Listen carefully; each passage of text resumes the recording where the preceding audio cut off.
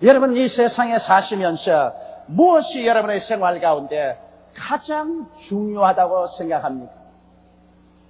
자유민주주의 체제에 사는 사람들은 아마 돈이 제일이다, 돈만 있으면 무엇이 된다, 이렇게 말할 사람이 있을 것이고, 공산주의 체제에서는 아니야, 권력이 제일이다, 권력만 잡으면 돈이나 모든 것은 그대로 굴러 들어온다, 이렇게 말할 사람들이 있을 것입니다. 혹은 남편이 제일 중요하다, 아내가 제일 중요하다, 자식이 중요하다, 부귀영화 공명이 중요하다, 청춘이 중요하다, 건강이 가장 중요하다, 가지가지로 표현할 수 있을 것입니다.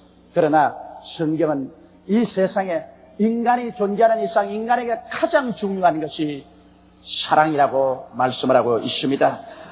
사람의 방언을 많이 해서 여러 나라 말을 유창하게 하고 천사의 말을 한다 해도 사랑과 비교하면 이것은 아무것도 아니라고 말했었습니다. 예언하는 능히에서 미래를 환하게 보고 앞날을 다 미리 알고 말할 수 있다고 할지라도, 혹은 산을 옮길 만한 믿음이 있다고 해도 사랑과 비교하면 이것은 아무것도 아니라고 말했었습니다. 내게 있는 것으로 다 구제하고 몸을 불사르는 데 내어줄 그러한 헌신을 한다고 할지라도 사랑과 비교하면 이것도 아무것도 아니라고 말했었습니다. 그러므로 이 우주에서 가장 중요한 것은 사랑이요, 인생살이에 가장 중요한 것은 사랑입니다.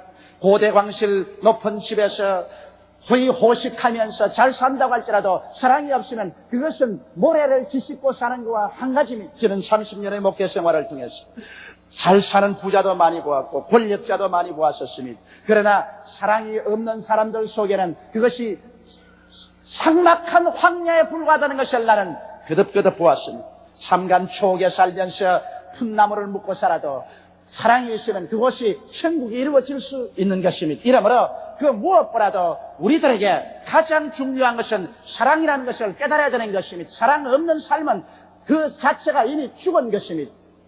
여러분, 우리는 이 사랑을 어디에서 구할 수 있을까요? 남편의 사랑을 얻지 못하고 마음이 피투성이된 아내들도 많고, 아내의 사랑을 기대했다가 실망한 남편들도 많습니다. 부모의 사랑에 실망한 자녀도 있고 자녀의 사랑에 실망한 부모도 있습니다. 이웃의 사랑을 받지 못하고 버림받은 심정을 가지고 사는 수많은 사람이 있습니다. 오늘날 도시화되고 산업화된 세상 속에는 무서운 경쟁 속에 살기 때문에 더구나 사람들의 마음속에 사랑이 식어지므로 사람들은 소외되고 몰인전과 무정 가운데서 찢긴 가슴을 앓고 피를 흘리며 울면서 살아가고 있는 것입니다. 어디에서 우리는 사랑을 얻을 수가 있습니까? 여러분, 여기에 하나님의 해답이 우리에게 준 것입니다. 하나님이 세상을 이처럼 사랑하사 독생자를 주셨으니 누구든지 저를 믿으면 멸망하지 않고 영생을 얻으리라는 것입니다. 하나님의 사랑은 우리에게 독생자를 통해서 나타나는 것입니다. 사랑이란 말로서만 하는 것이 아닙니다. 사랑이란 문학 작품에서 기록하는 것만 아닙니다. 사랑이란 노래한다고 사랑이 생기는 것이 아닙니다. 사랑은 증명되어야 하는 것입니다. 증명되지 않은 사랑은 허공을 울리는 소리에 불과한 것입니다. 하나님께서는 우리를 사랑하신다고 말씀하시고 그 사랑을 증명하셨으니 하나님은 그 독생자 예수님을 주신 것입니다. 사랑의 농도는 무엇을 어떻게 주는가에 달려있는 것입니다. 적게 사랑하면 적게 주고 많이 사랑하면 많이 줍니다. 적게 사랑하면 가치 없는 것을 주고 많이 사랑하면 가치 있는 것을 줍니다. 하나님께서는 여러분과 나를 이처럼 사랑했는데 그 증명된 사랑은 그 농도는 인간의 말로 형언할 수 없습니다. 왜냐하면 하나님께서 그 외아들을 여러분과 나에게 주신 것입니다. 그리고 이 하나님의 사랑은 막연한 사랑이 아니라 구체적인 면에서 우리의 생활 속에 나타난 것입니다. 하나님의 사랑인 예수 그리스도께서 십자가에 못 박여서 높이 달렸었을 때 그 십자가의 고난을 통해서 여러분과 나의 생활 전반에 거쳐 구체적인 사랑의 형태로 나타난 것입니다. 첫째로 하나님의 사랑은 죄의 용서로 나타나신 것입니다. 여러분과 내가 모두 다 죄 중에 태어나고 이 세상에 살면서 죄를 먹고 마시고 살았는 것을 우리 자신이 압니다. 성경은 말씀하시기를 모든 사람이 죄를 범하였으니 하나님의 영광에 이르지 못하려고 말하셨으며 죄를 지은 영혼은 죽으리라고 말하고 있는 것입니다. 그러므로 한 사람도 남김없이 우리는 다 사형언도를 받은 사람이요. 이대로 살면은 영원한 지옥의 곤두박질을 칠 수밖에 없습니다. 그러므로 하나님은 여러분과 나를 사랑하시되 구체적으로 예수님을 십자가에 못 박으셔 여러분과 내가 심판을 받아 죽을 수밖에 없는 그 죄를 예수께 다 짊어지우신 것입니다. 그래서 예수님은 여러분의 죄, 나의 죄, 여러분의 불의, 나의 불의를 당신의 몸에 책임지고 하나님 앞에서 심판을 받아 몸을 찢고 피를 쏟아서 우리의 죄를 청산해 주신 것입니다. 그러므로 하나님의 구체적인 사랑은 우리의 죄를 용서해 주는 사랑으로 나타난 것입니다.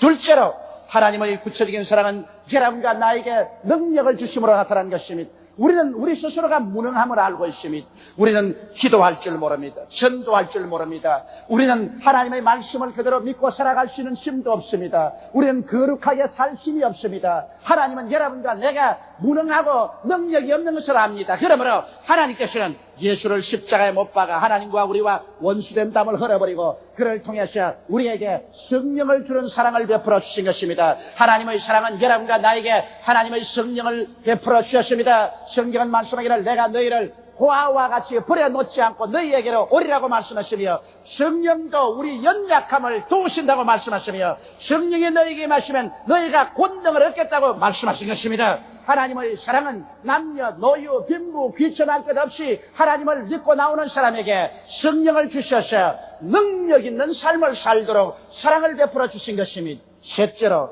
하나님의 사랑은 구체적으로 여러분과 나를 마귀에서 해방시켜 주시며 가지가지 마음의 병과 육체의 병에서 치료함을 베품으로 나타나신 것입니다. 하나님께서는 병든 자를 보고 막연히 내가 너를 사랑한다고 말하지 않으셨습니다.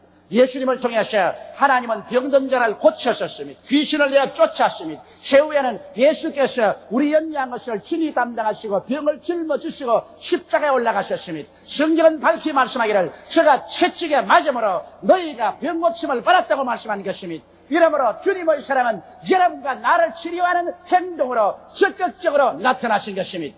넷째로 하나님의 사랑은 여러분과 나를 저주에서 해방시키는 적극적인 행동으로 나타나신 것입니다. 아담과 하와 이후로 우리는 저주를 받았었습니다. 그래서 이 땅은 가시와 은극지를 내고 사람들은 이마에 땀을 흘려 먹고 사는 비극 속에 처했습니다. 아무리 문명이 발달되고 과학이 발전해도 인간의 삶의 고달픔은 여전한 것입니다. 이 세상에 낭패와 실망의 가시와 은극지가 돋지 않은 사람이 어디 있는 것입니까? 누가 이 저주에서 우리를 해방할 수 있나요? 하나님께서는 우리에게 다가온 이 저주를 없애기 위해서 그 아들 예수님을 십자가에 못 박아 저주한 것입니다. 여러분과 내가 저주받은 족속인데 저주와 상관이 없는 예수 그리스도를 십자가에 못 박아 저주한 것입니다. 성경은 말씀하기를 하나님의 저주를 받은 자는 나무에 매달린다고 말하고 있는 것입니다. 예수께서 십자가에 매달린 것은 바로 여러분의 저주, 나의 저주, 여러분의 실패, 나의 실패, 여러분의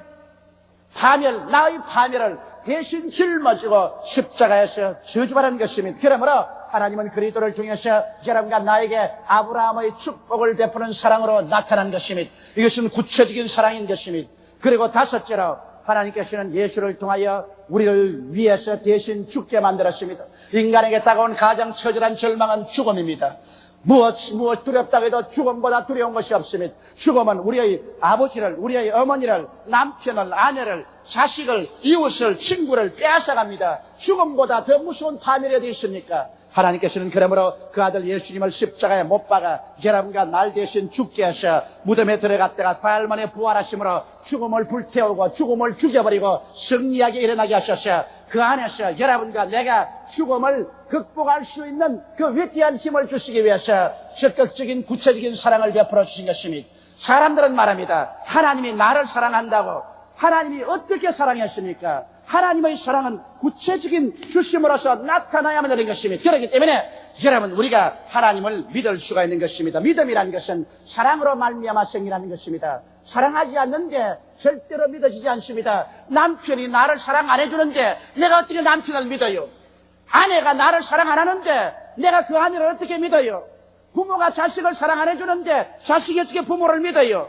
자식이 부모를 사랑 안 하는데 부모가 자식을 어떻게 믿어요? 우리가 이웃이 나를 사랑하면 믿을 수 있을 때 나를 미워하는 원수를 내가 믿을 수가 있나요? 여러분, 원수를 믿을 수 없는 것처럼 사랑하지 않은 것을 믿을 수가 없는 것입니다. 사랑이 믿음의 기반이 되는 것입니다. 우리가 이 세상에 살면서 우리 모든 인간의 행동이란 여러분 믿음 위에 설립되어 있는 것입니다. 국민은 정부를 믿어야 되고 정부는 국민을 믿어야 됩니다. 우리는 은행을 믿고 돈을 맡기고 우체부를 믿고 편지를 붙입니다.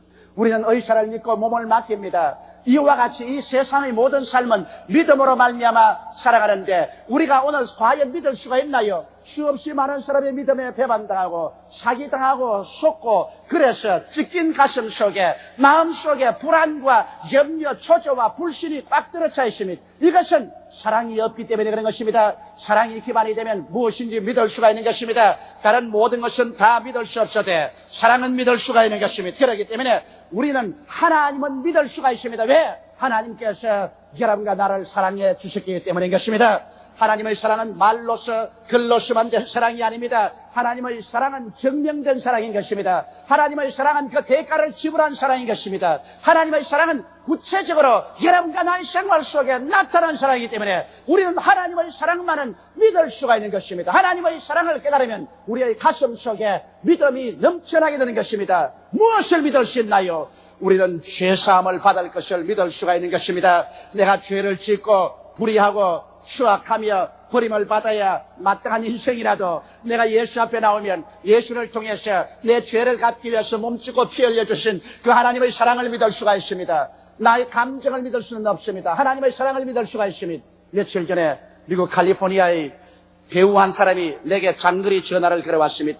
할리우드에 나온 배우인데 그가 한동안 예수를 잘 믿었다가 그만 여자 관계에 빠져가지고서 예수님을 완전히 저버리고 교회도 나가지 않고 하나님 없는 삶을 살다가 정신적인 무서운 고통 속에 빠졌습니다. 하나님의 성령이 떠나가자 그 마음속에 기쁨이 사라지고 그 마음속에 평화가 잃어버렸었습니다. 그는 신경질적으로 되고 신경쇠약증에 걸렸습니다. 그래서 그는 장거리 전화를 걸어서 내게 물었습니다. 목사님, 내가 다시 예수께로 돌아올 수 있습니까? 하나님께서 다시 나 같은 사람을 살려줄 수 있습니까? 나는 아무리 부러지셔도 옛날에 느끼던 그 마음의 기쁨과 평안과 하나님과의 교통을 찾을 수가 없습니다.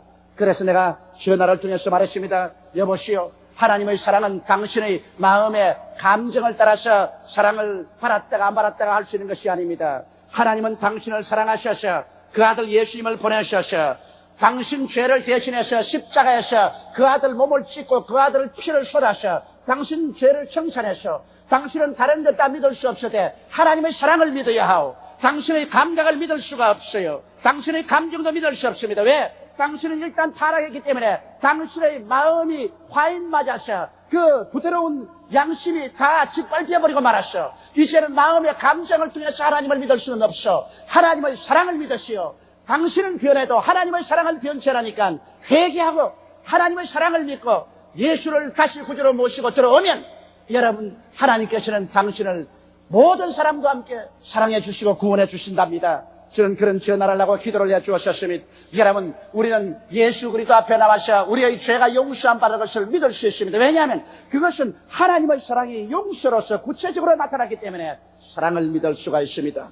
우리는 또한 하나님께서 우리에게 성령 주심을 믿을 수가 있습니다. 수많은 사람이 목사님 내게 성령이 와 계시는지 안 계시는지 알 수가 없어요. 그런 말을 합니다. 여러분, 그렇게 의심할 필요가 없어요. 하나님께서는 여러분과 나의 무능력을 도와주시기 위해서 하나님께서 예수를 통하여 그 몸을 찢어 화목 제물로 삼고 원수된 담을 헐고 여러분과 나에게 성령을 보내주시기 때문에 하나님의 그 사랑을 믿으면 성령이 우리 가운데 와 계신 것을 우리는 믿을 수가 있는 것입니다.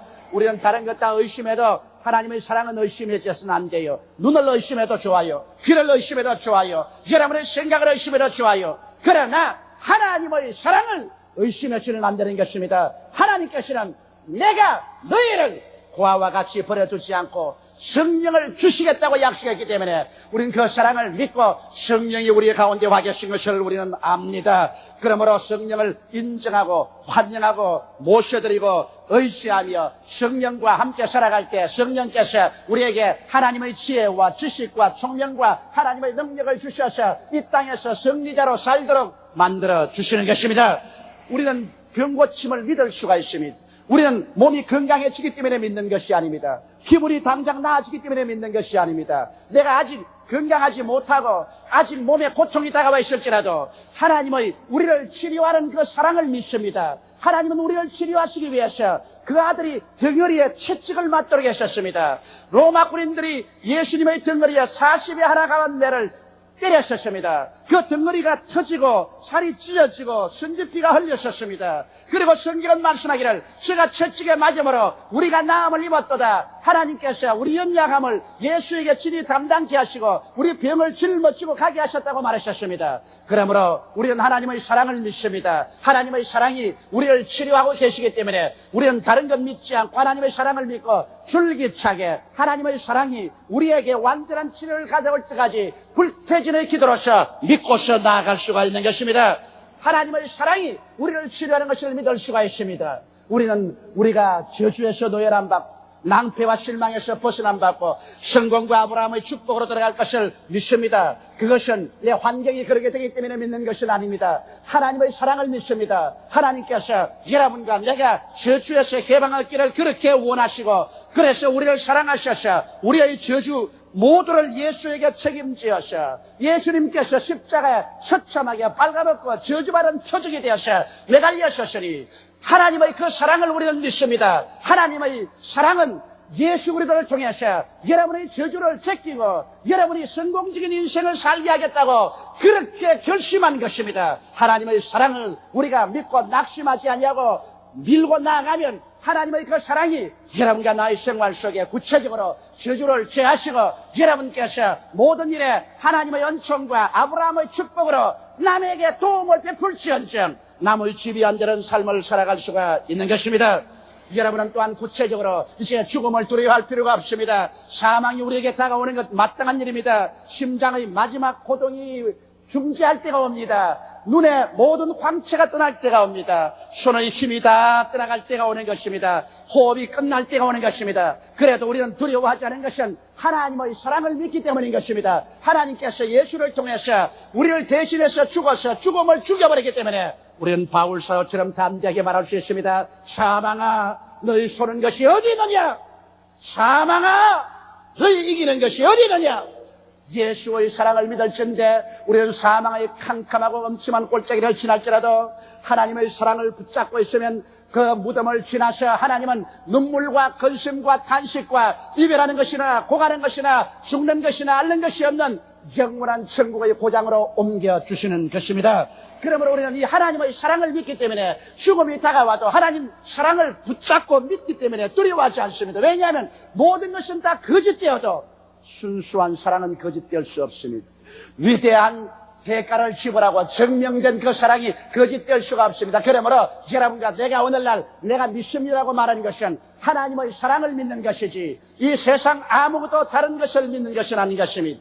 여러분 하나님의 사랑을 우리가 믿을 수가 있으면 그러면 우리 속에 소망이 넘쳐나게 되는 것입니다. 오늘날 우리 한국의 노사 분쟁으로 말미암아 한국 경제가 주름이 잡히고 곤두박질을 칠 위험 속에 놓여 있습니다. 만일 8월 한 달만 더 계속해서 전국적인 파업이 계속한다면 한국의 경제는 이제 몇십 년 후퇴를 하고 말 것입니다. 우리가 삼조시대에 잘 살게 했다고 자랑하는 것은 휴지 쪽지같이 되어버리고 말 것인 것입니다. 한국은 또다시 저 남미 여러 나라와 같이 선진국이 되려다가 다시 일어날 수 없는 후진국의 수렁에 빠진 것처럼 처참한 수렁에 빠지고 말 것인 것입니다. 만일 우리 한국이 이 노사 문제를 해결하지 못한다면 우리는 하나님 앞에 잘 살 수 있는 자격이 없습니다. 하나님 앞에서 열등민족입니다. 하나님 앞에서 2등 국민이 1등 국민으로 살 자격은 없는 것입니다. 자격이 없는 놈들이 뭘 잘 살겠다고 큰 소리 하겠습니까? 그러나 오늘 이 노사 분쟁의 현장에서 문제가 해결될 수 있는 길은 사랑의 길밖에 없는 것입니다. 여러분 사랑이 들어오면 이 문제가 해결됩니다. 국회에서 새로운 노동법을 제정한다고 해서 법이 문제를 해결하지 않습니다. 노동자들이 모여서 주먹을 들고 기계를 파괴하고 공장을 불태운다고 해서 문제가 해결되는 것은 아닙니다. 문제는 사랑이 있어야 해결됩니다. 하나님이 사랑의 세례를 베풀어 주어서 기업주가 노동자들을 자기처럼 사랑하면 문제가 해결되는 것입니다.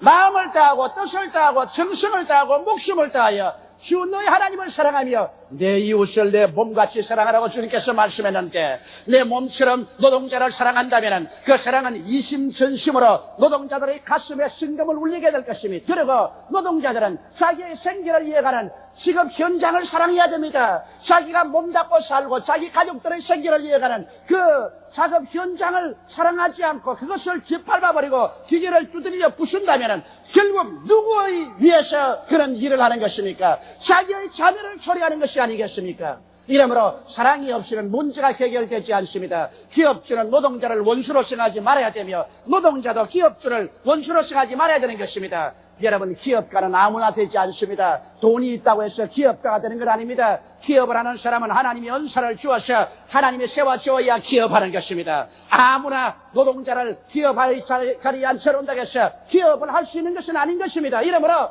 기업가 한 사람이 기업을 잘함으로 수만 명, 수십만 명이 밥을 먹고 살게 되는 것입니다. 그러므로 기업하는 사람을 원수로 돌려서는 안 됩니다. 역적으로 돌려서는 안 되는 것입니다. 그리고 또 노동하는 사람들을 짓밟고 무시해서 안 되는 것입니다. 사랑하게 되면 신뢰하게 됩니다. 신뢰하게 되면 대화가 이루어지는 것입니다. 기업자가 노동자를 신뢰하게 되고 노동자들이 기업가를 신뢰하게 되고 신뢰하게 되면 서로 대화가 이루어지고 대화가 이루어지면 소망이 넘쳐나게 되는 것입니다. 이것이 중요한 것입니다. 그러므로 오늘 우리 한국에 필요한 것은 사랑의 세례를 받는 것이 필요한 것입니다. 오늘 정치가들도 사랑의 세례를 받아야 되는 것입니다. 오늘 기업가들도 노동자들도 사랑의 세례를 받아야 되는 것입니다. 우리가 서로 사랑할 수 있으면 서로 믿을 수가 있고 신뢰할 수 있고 신뢰할 수 있으면 대화를 해서 소망찬 역사가 일어나게 되는 것입니다. 소망은 바로 믿음에서 생겨나는 것입니다. 죄인이 예수 그리스도의 사랑을 믿을 때 용서받을 소망이 넘쳐나는 것입니다. 무능력자가 하나님의 사랑을 믿고 성령을 모셔드리고 의지할 때 능력 있는 사람이 될 소망이 솟아나는 것입니다. 병든 자가 절망에 처하시나 하나님께서 예수를 통해서 고쳐지는 것을 믿을 때 마음속에 건강이 될 소망이 넘쳐나는 것입니다. 절망에 처하고 낭패에 처하고 살 길이 막연한 사람이 하나님께서 그리스도를 통해서 우리의 저주를 옮기시고 우리를 잘 살게 해주겠다는 약속이 있는 것을 믿게 될 때 우리 마음속에 소망이 넘쳐나게 되는 것입니다. 죽음이 폭풍우처럼 휘몰아쳐도 하나님의 사랑을 통해서 예수 그리스도로 말미암아 죽음을 죽여버렸다는 것을 우리가 믿게 될 때 우리는 영생의 소망을 얻게 됩니다. 어둡고 캄캄한 죽음의 터널을 지날 때도 우리는 찬란한 천국의 소망이 마음속에 넘쳐나기 때문에 두려워하지 않고 죽음을 능히 받아들여서 소화시킬 수가 있는 것입니다. 이러므로 소망은 바로 믿음을 통해서 나타나는 것입니다. 믿음을 잃어버린 사람은 소망을 가질 수가 없는 것입니다. 오늘날 우리 한국의 소망의 촛불이 어두워지는 이유가 국민이 정부를 신뢰하지 못하고 정부가 국민을 신뢰하지 못합니다. 정치가들이 국민을 신뢰하지 못하고 국민들이 정치가를 신뢰하지 않습니다. 오늘날 노동 현장에서 노동자들이 기업을 하는 사람을 신뢰하지 않고 또 기업하는 사람이 노동자를 신뢰하지 않습니다. 신뢰가 없는 것에는 소망의 촛불은 꺼져버리고 마는 것입니다. 이러므로 우리 한국이 살아가기 위해서는 하나님의 사랑의 세례 받아야 되며 사랑의 기반을 위해서 신뢰해야 되고 신뢰 속에 소망이 넘쳐나면 사람이 긍정적이 되는 것입니다. 희망이 있는 사람이 긍정적이 되는 것입니다. 항상 환경이 좋아야만 긍정적으로 되는 것은 아닙니다. 성경은 항상 기뻐하라, 쉬지 말고 기도하라, 범사에 감사하라는데 이것은 소망이 있는 사람이 그렇게 할 수 있습니다. 소망이 있는 사람은 태양이 비치는 날도 비 오는 날도 바람 부는 날도 조용한 날도 소망을 가지고서 웃으며 살아갈 수 있는 것입니다. 이러므로 소망이 있으면 여러분과 내가 모든 환경을 극복하고 긍정적으로 살아갈 수 있는 것입니다. 소망이 있으면 소매를 걷어올리고 적극적으로 문제에 대처해서 문제를 해결할 수 있습니다. 소망이 있기 때문에 나아가서 전력을 기울여 일을 해보자. 기업가도 노동자도 손을 합쳐서 기업을 일으켜보자. 사업을 확장해보자. 수출을 더 해보자. 경제적으로 좀 나은 내일을 건설해보자.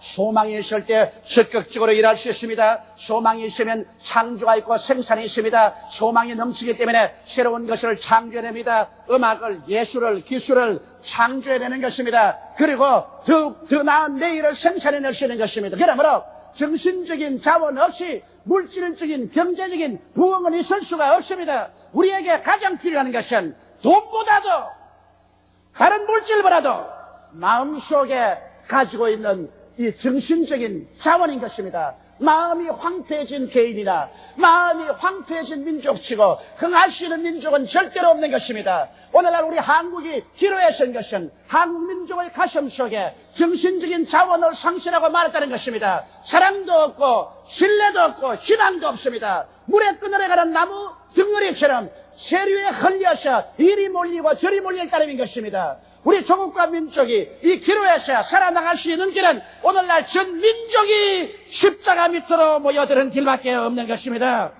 우리가 사랑을 체험할 수 있는 길은 그 길밖에 없습니다. 내가 사랑을 체험하지 않은 사람은 남을 사랑할 수 없어요.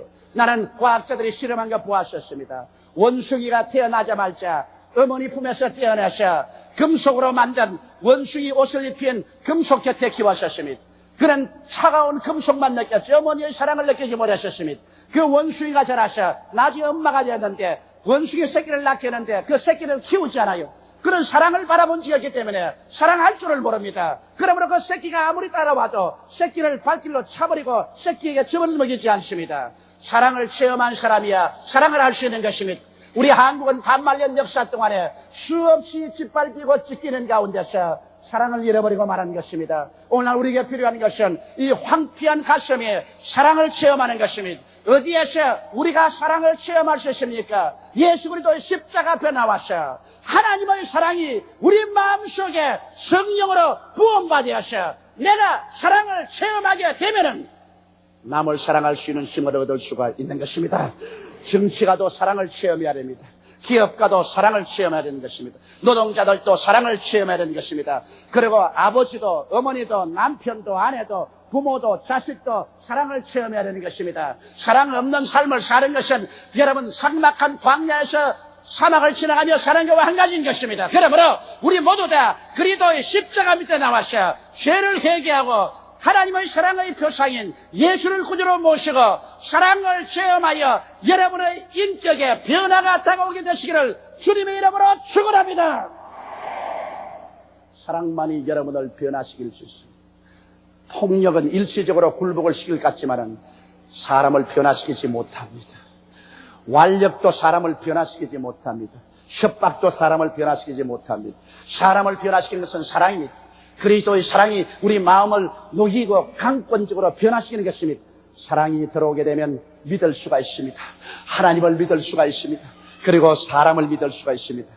사람이 사람을 믿을 수 있는 것보다 중요한 것이 없습니다. 한 가정이나 한 사회나 국가가 살아갈 수 있는 것은 신뢰가 있어야만 되는 것입니다. 군대가 없어도 좋습니다. 양식이 없어도 좋습니다. 그러나 신뢰를 잃어버리면 나라는 망해버리고 마는 것입니다. 그렇기 때문에 여러분 우리의 마음속에 서로서로의 신뢰는 서로서로 사랑함으로 말미암아 이루어지는 것입니다. 용서하고 사랑하는 운동이 일어나야 하는 것입니다. 사랑할 때 비로소 믿어지고 믿어질 때 비로소 소망이 넘쳐나는 것입니다. 여러분과 내 마음속에 소망이 솟구쳐 오르면 그때로부터 시작해서 모든 일에 긍정적이고 적극적이며 창조적이고 생산적인 마음의 자세를 가질 수 있게 되고 이 마음의 자원에 의해서 정치도 잘 되고 경제도 잘 되고 나라 살림도 잘 되고 교회도 잘 되는 것입니다. 사람이 마음이 바로 인생의 성공이냐 실패의 갈림길이 되는 것입니다. 나는 어제 저녁에 하나님 앞에 기도하면서 하나님 이 민족이 어디로 가려고 이렇게 합니까? 여태까지 매를 맞았는데 아직도 매를 더 맞으려고 이렇게 합니까? 왜 우리 민족이 서로 물고 찢고 싸우고 국민 경제가 도탄에 이르도록 이렇게 갑니까? 이웃나라 일본 사람들은 예수도 믿지 아니하고 우상천지에 사는 사람들인데도 불구하고 그 나라는 잘 사는데 왜 우리는 이렇습니까? 그러자 내 마음속에 조용한 양심의 소리가 들려왔습니다. 일본 사람들은 우상을 섬기고 하나님을 배반하고 하나님을 믿지 않지만 일본 사람의 마음의 자세가 이 세상에서 복받고 살 수 있는 태도가 되어 있다. 일본 사람의 마음이 정직하고 성실하고 건면하고 충성하고 단결해서 살아가기 때문에 그 마음의 바탕 위에서 이 세상에 복을 누리고 살게 된다. 그러나 너희들은 정직하지도 못하고 성실하지도 못하고 건면하지도 못하고 서로 물고 찢고 싸우고 이러기 때문에 하나님이 아무리 복을 주려고 해도 복을 받을 그릇이 없으므로 오늘 이렇게 되지 않았느냐. 너희가 마음에 그릇만 준비한다면 너희는 일본보다 하나님을 사랑하고 하나님 믿는 백성이니 어찌 하나님께서 손이 안으로 굽지 밖으로 굽겠는가? 너에게 얼마나 축복을 주기를 원하지만은 너희 마음의 바탕이 이 모양이니 어디에다가 축복을 받을 수가 있느냐? 나는 그 마음에 양심의 소리를 듣고 땅을 치고 통곡을 했습니다. 하나님이여, 어찌해서 이 민족의 정신이 개조될 수 있습니까? 언제 이 민족의 마음이 황량한 사막에서 개조될 수 있습니까? 거기는 예수 그리스도의 복음을 듣고 이 나라가 하나님의 사랑을 체험하고 하나님을 믿고 그리고 하나님께 소망을 두는 것처럼 서로 사랑하고 서로 신뢰하고 서로 희망을 가지는 국민이 될 수 있도록 하기 위해서 온 조국과 민족이 회개하는 길밖에 없습니다. 온 조국과 민족이 십자가 앞으로 모아 돌아오는 길밖에 없습니다. 예수 믿고 하나님의 사랑을 받으라. 하나님의 사랑을 받고 변화받은 사람이 되어라. 이것만이 개인이 살고 나라가 살고 영원히 사는 길이 되는 것입니다. 다 같이 고개 숙여 기도드리겠습니다. 사랑이 많으시고 거룩하신 우리 아버지 하나님, 이 세상에 외면만 바라보고 환경만 번지르르게 만들려고 애를 써서 몸부림친들 무슨 소용이 있습니까? 아버지 삶의 내적인 자원과 기반이 사랑과 믿음과 소망입니다. 눈에 안 보이는 사랑과 믿음과 소망을 잃어버리면 아버지 외적인 것은 아무리 거창스럽게 보여도 하루아침에 무너져버리고 잿더미가 되어버리고 맙니다. 내 아버지 하나님, 이 민족의 가슴이 황폐해서 사막처럼 되어 있습니다. 아버지 하나님이시여, 탐욕만 꽉 들어차고 쟁투만 꽉 들어찼지 이 민족의 마음속에 사랑이 없고 신뢰가 없고 희망이 없습니다. 모두 다 한탕주의로 꽉 들어차 있습니다.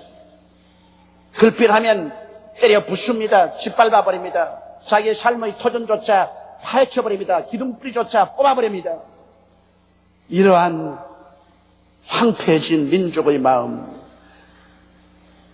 이렇게 참을 줄 모르는 우리 민족의 마음, 아버지, 이런 민족이 이 역사에 남아있을 필요가 있습니까? 이런 민족이 세계사에서 살아남아있을 권리가 있습니까? 이런 민족이 축복을 받겠다고 주장할 권한이 있겠습니까? 아버지, 생각해 볼 때 통탄하지 아니할 수 없습니다. 얼마나 더 매를 맞고 얼마나 더 슬픔을 겪고 얼마나 더 미개한 민족으로 얼마나 더 사람들에게 짓밟히며 살아야 되겠습니까? 하나님 아버지여, 이 민족이 살 길은 다른 것이 아니라 회개밖에 없습니다. 더 나은 정치가 이 민족을 구출하지 못합니다. 더 나은 제도가 이 민족을 구출하지 못합니다. 하나님 아버지, 회개하는 길밖에는 이 민족이 살 길이 없사오니 하나님이여, 회개하게 도와주시옵소서. 성령을 부으셔서 십자가 밑에서 회개하는 민족이 되게 도와주시옵소서. 오 하나님이여, 회개하게 도와주시옵소서. 그래서 이 민족을 건져주시옵소서. 아버지께서 이 민족에게 삶의 길을 열어주지 아니하면 이 민족은 침몰하고 맙니다. 하나님 아버지여, 이 민족에게 살 길을 열어주시옵소서. 그 살 길이 내 개인부터 출발하게 도와주시옵소서. 내 개인부터 회개하고 예수 믿고 하나님 사랑 속에 들어가서 사랑으로 살게 도와주시옵소서. 예수님 이름으로 기도드리옵나이다. 아멘. 오늘 저는 여러분과 함께 나는 포도나무요, 너희는 가지니, 이 제목으로 은혜를 나누고자 합니다.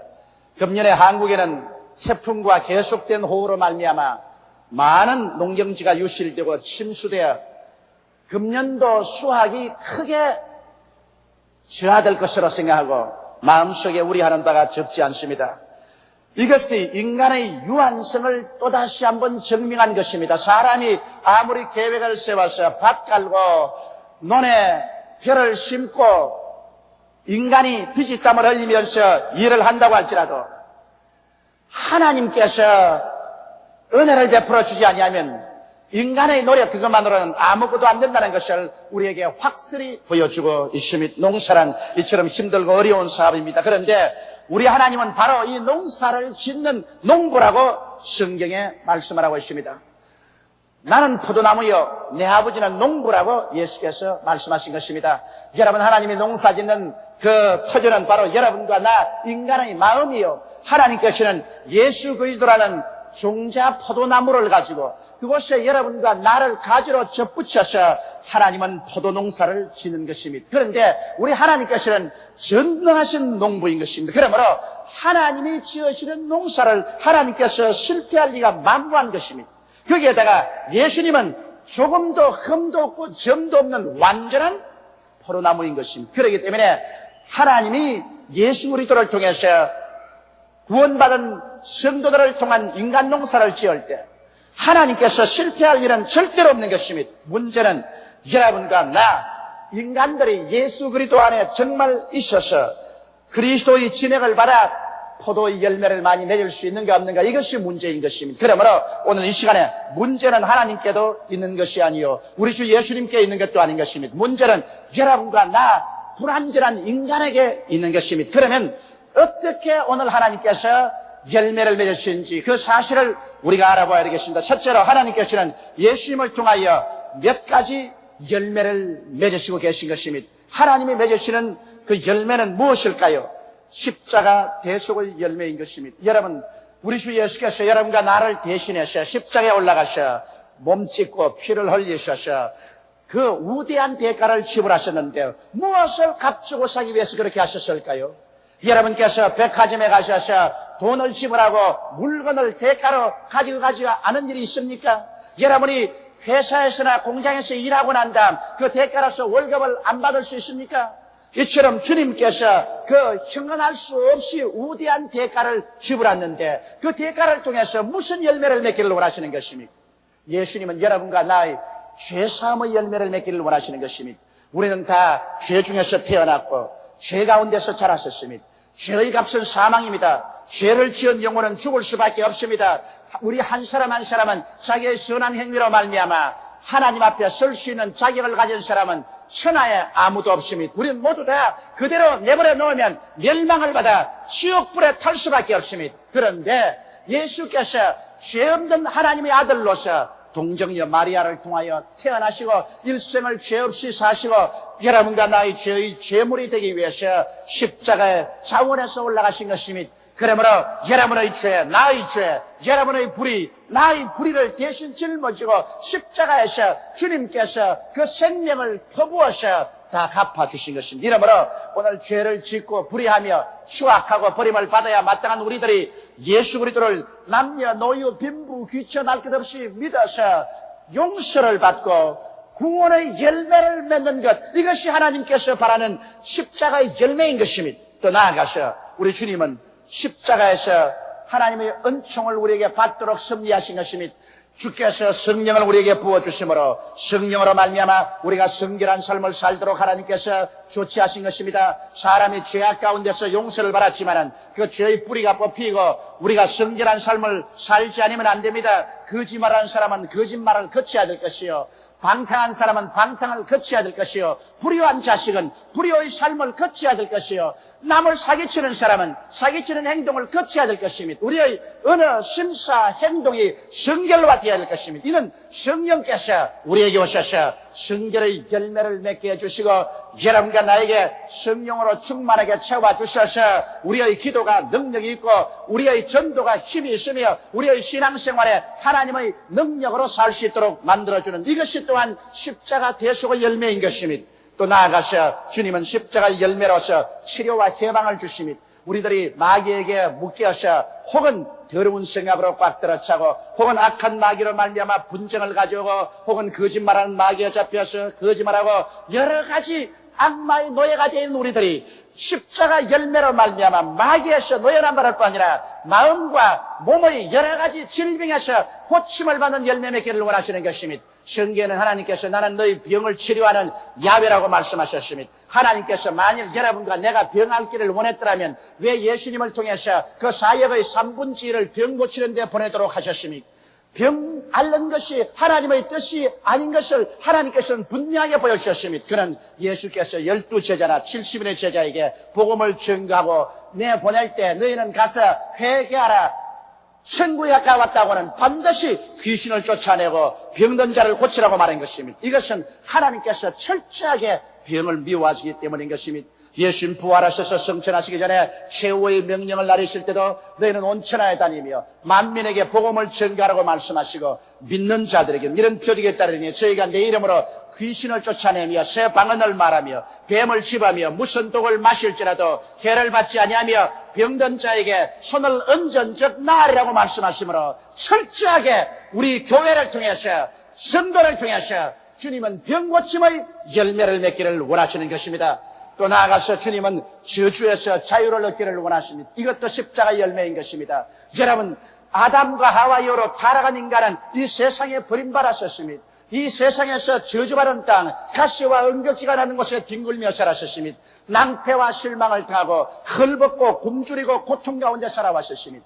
이것이 하나님의 뜻이 아니라는 것을 예수 그리스도를 통해서 하나님은 분명하게 나타내신 것입니다. 그리스도께서 우리를 위하여 저주를 받으사 율법의 저주에서 우리를 속량하여 주었습니다.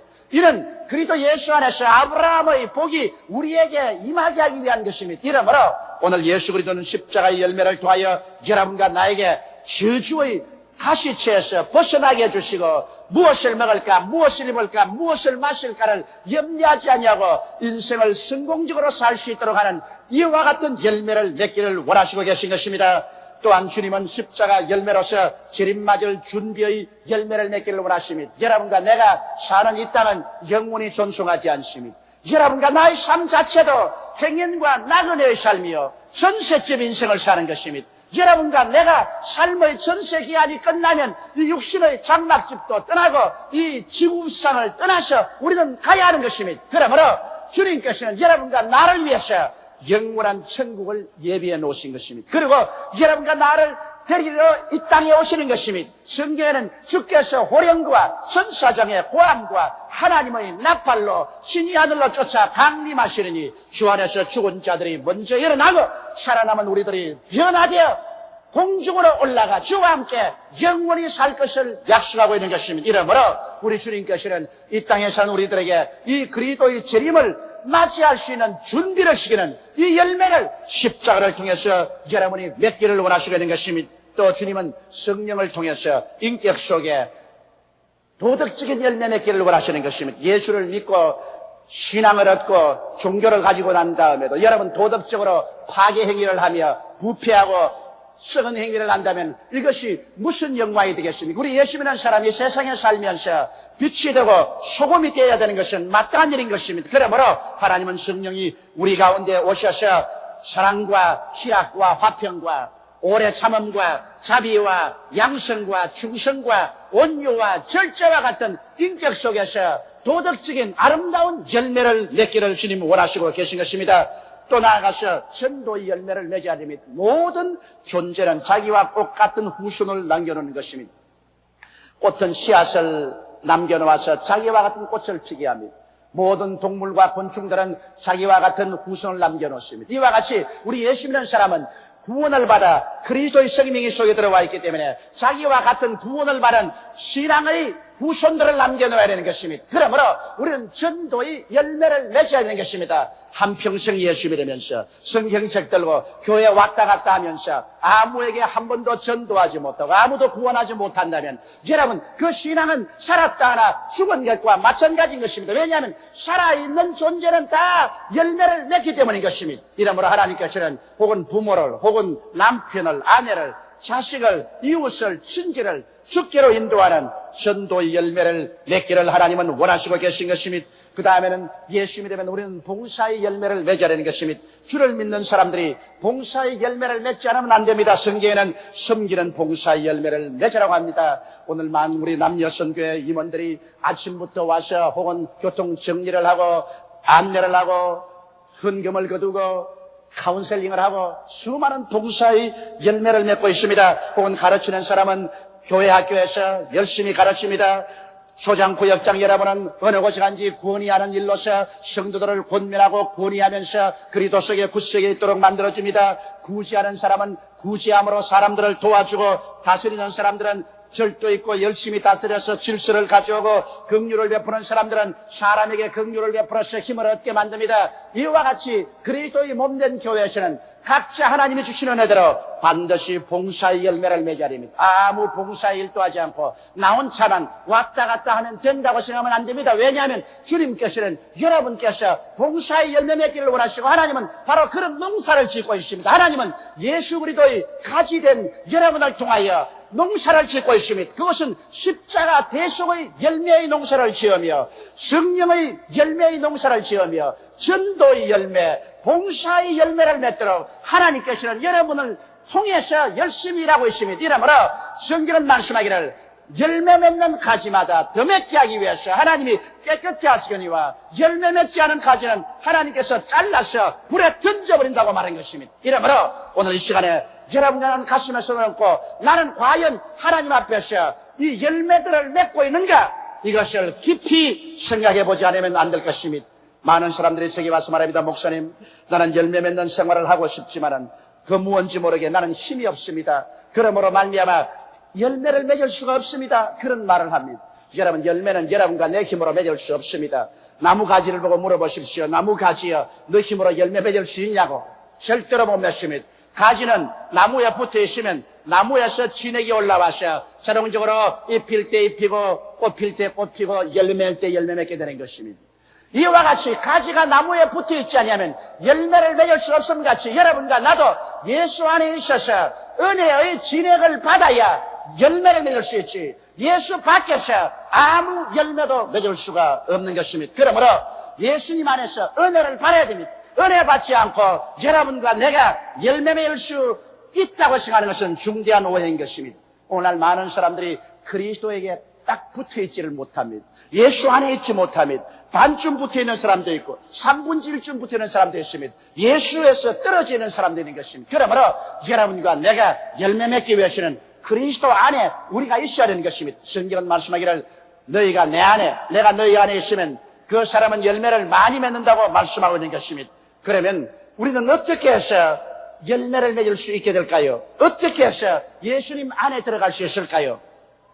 자아가 살아서 자기 욕심대로 살기를 주장하면 우리는 주님을 떠나게 됩니다. 자아가 깨어져야 되는 것입니다.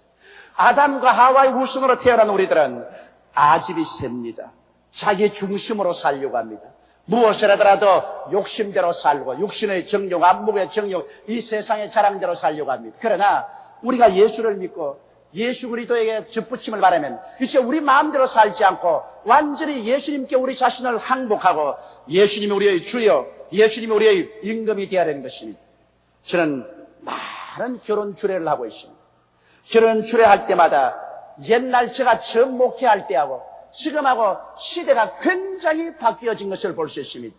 처음 제가 목회할 때 지금으로부터 한 30년 전만 하더라도 그래도 아내는 남편에게 복종하고 그리고 남편에게 순종하는 그것이 전통적이 되어 있었습니다. 그러나 요 사이는 내게 결혼하겠다고 사무실에 인사하러 온 부부를 보면은 어느 분이 남편인지 어느 분이 아내인지 모릅니다. 왜냐하면 처녀가 와서 야 목사님께 인사해라. 그럼 또 남자는 야 너 전부 옷 준비됐니? 드레스 준비됐니? 전부 야자합니다. 아니 가정에 가가지고서 야자하고서 어떻게 살라고 합니까? 어떤 사람은 방금 내가 결혼 주례를 하는데 남자가 벌벌 떨면서 땀을 뻘뻘 흘리니까 옆에 드레스를 입고 있으면서 옆 늘면서 야 땀 좀 닦아, 땀 닦아 야. 이게 야자 이게 무슨 결혼 생활을 할 수 있을까? 굉장히 내 마음에 퀘스천이 납니다. 그래서 요사이 약간 하면 잘못되면 그대로 결혼하다가 사태 틀리면 그만 야자로서 헤어져 버리고 맙니다. 요새 이 텔레비전에 있어서 여러 가지 나오는 그 프로그램에도 잘못된 교육을 많이 시고 있습니다. 여기를 약간 하면 텔레비 프로그램에 젊은 부부들이 모여서 조금 싸움만 나면 서로 다 야자로 나옵니다. 여러분, 남편이 아내의 머리됨이 그리스도가 교회의 머리됨과 같다고 했었으므로 한 가정에는 남편이 머리가 되었으므로 아내는 남편을 공경하고 남편을 따라야 되는 것입니다. 그거 싫으면 시집 안 가야 돼요. 일단 시집 가겠다면 남편을 머리로 삼아야 되는 것입니다. 그래야 가정이 통일이 되고 가정이 편안하게 되는 것입니다.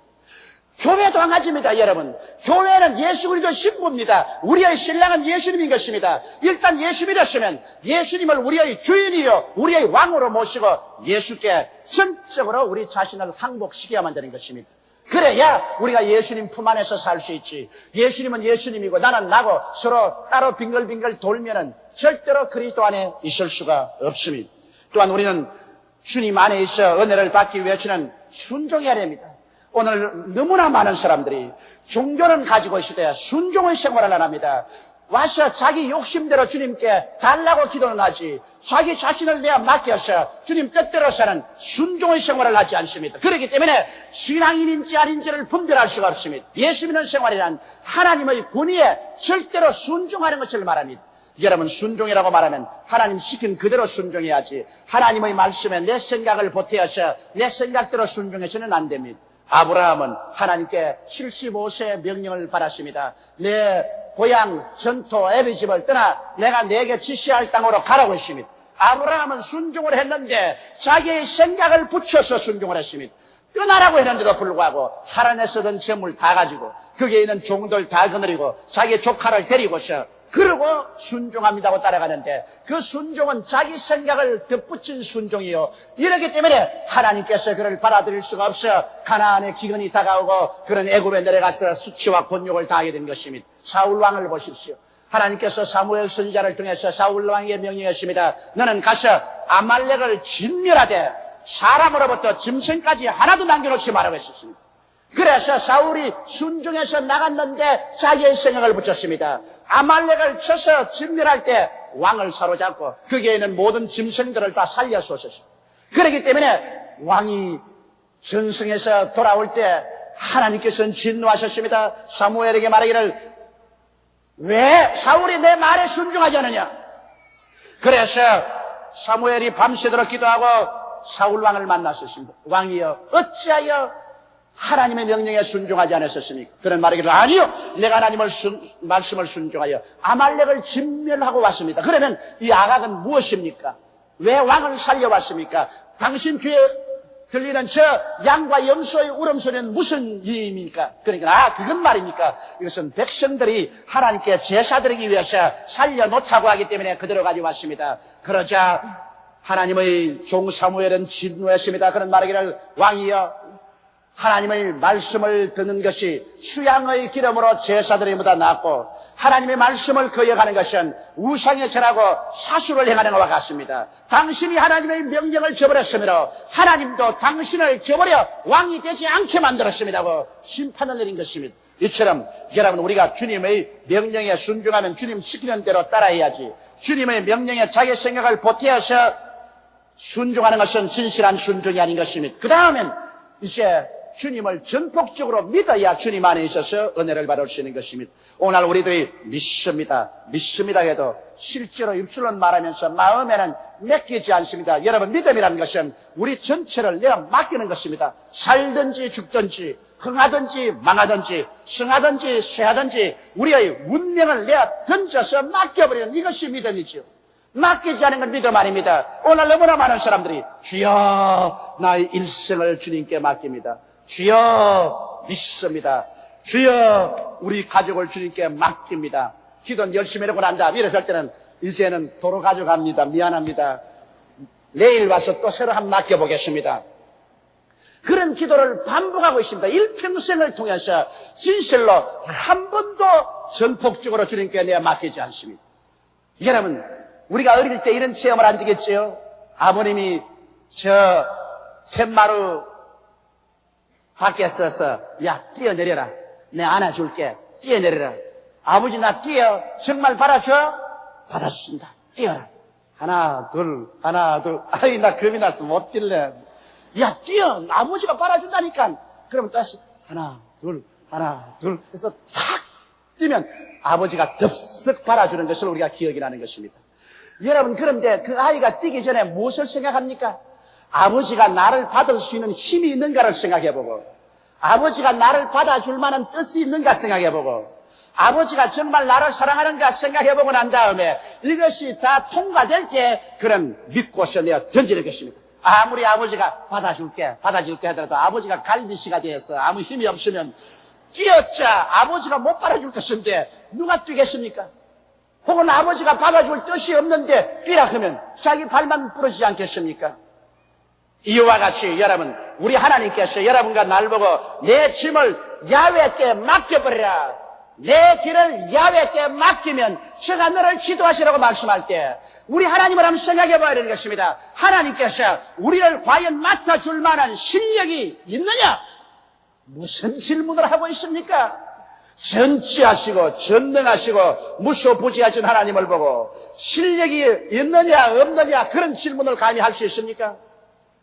그러면 하나님께서 우리를 받아줄 뜻이 있느냐고 묻습니다. 여러분, 하나님의 뜻은 이 성경 말씀에 명명백백하게 기록되어 있습니다. 창세기부터 요한계시록까지 하나님 말씀을 읽음으로 말미암아 우리에게 하나님의 뜻이 무엇인지 우리가 알기 때문에 하나님의 뜻을 알고 우리는 뛰어내릴 수가 있습니다. 하나님이 우리를 정말 사랑하느냐고요?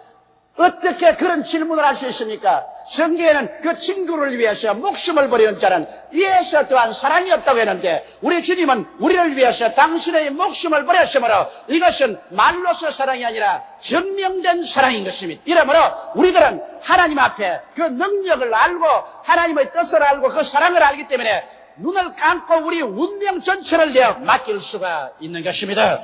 이와 같이 믿어야 주님의 품 안에 앉게 있을 수가 있고 주님의 은혜의 진액을 받을 수가 있는 것입니다. 이와 같은 전폭적인 믿음이 없이 항상 의심하고 불안해지면 여러분께서 주 안에 거할 수가 없는 것입니다.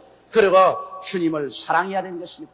주님을 미워하는 사람이 어떻게 주 안에 있을 수가 있으며 주님에게 무관심한 사람이 어떻게 주님 안에 있을 수가 있겠습니까? 주님을 사랑하고 주님께 전폭적인 관심을 가지고 감사하고 기도하고 헌신할 때 주 안에 있을 수가 있습니다. 성경은 말씀하기를 이처럼 너가 내 안에 있으면 나도 너 안에 있으리라. 그러면 이 사람은 열매를 많이 맺는다고 말하는 것입니다. 열매는 주 안에 있을 때 주님의 은혜를 받았어요. 주의 은혜가 여러분과 나의 생활 속에 열매를 풍성하게 맺게 하는 것입니다. 셋째로 우리 하나님께서는 여러분이 그냥 열매 맺기를 원하지 않습니다. 열매를 더 맺고 많이 맺기를 원합니다. 어떻게 하면 통상적인 열매 이상 더 많이 맺을 수가 있겠습니까? 성경은 말씀하기를 너희가 내 안에 거하라, 내 말이 너희 안에 거하면 무엇이든지 원하는 대로 구하라, 그리하면 이루리라고 말한 것입니다. 이제는 우리가 하나님 말씀을 더욱더욱 받아들여서 말씀이 내 마음속에 더욱 구하면 말씀을 따라 우리가 기도해서 더 많은 은혜를 받고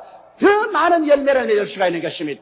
여러분, 하나님의 말씀은 헬라어 가운데 두 단어가 있습니다. 하나는 로고스란 말이고 하나는 레마란 말인 것입니다. 로고스란 말은 창세기부터 요한계시록까지 기록된 하나님의 말씀으로 이것은 예수 안 믿는 사람도 읽어서 머릿속에 알 수 있습니다. 예수 믿는 사람도 많이 읽어서 머릿속에 간직할 수 있는 것입니다. 그러나 이 로고스는 지식적으로 하나님의 말씀을 아는 것입니다. 그러나 이 지식적으로 아는 것은 여러분과 나의 생활의 운명을 변화시키는 획기적인 믿음을 발생하지는 않습니다. 그러나 레마라는 것은 무엇이냐? 이 지식의 말씀이 이 마음속에 깨달아지고 이해되고 마음에 감동이 됩니다. 마치 섭을 태우는 불같이 이 말씀이 타오르고 마치 바위를 깨뜨리는 방망이같이 내 심금을 울리었어요. 내 마음에 그 말씀이 부딪힘으로 말미암아 놀라운 믿음이 생겨나는 것입니다. 이러한 믿음이 생겨나면 이 믿음으로 하나님께 기도하면 하나님의 기적적인 역사가 우리의 생활 속에 일어나게 되는 것입니다. 그런데 어떻게 하면 이와 같은 로고스가 내 마음에 깨달아지고 이해되고 감동되고 믿음을 주는 레마로 변할 수 있을까요? 로고스를 레마로 변화시키는 역사는 하나님의 성령께서 하시는 것입니다. 이렇기 때문에 성령의 역사 없이 아무리 설교더라도 그 머릿속에 지식으로 남아 있습니다. 성령의 역사 없이 아무리 성경 읽어도 이건 지식으로 남아 있습니다. 왜냐하면 여러분 미션 스쿨에 가서 중학교, 고등학교, 대학을 그곳에서 다 공부했어요. 성경 시간에 다 성경을 공부했건만은 학교에서 나와서 예수를 믿지도 아니하고 전혀 불신자같이 사는 사람들이 수없이 많습니다. 그런데 그 사람들에게 예수에 대한 전도를 해보면 얼음에 밥 밀듯이 성경을 압니다.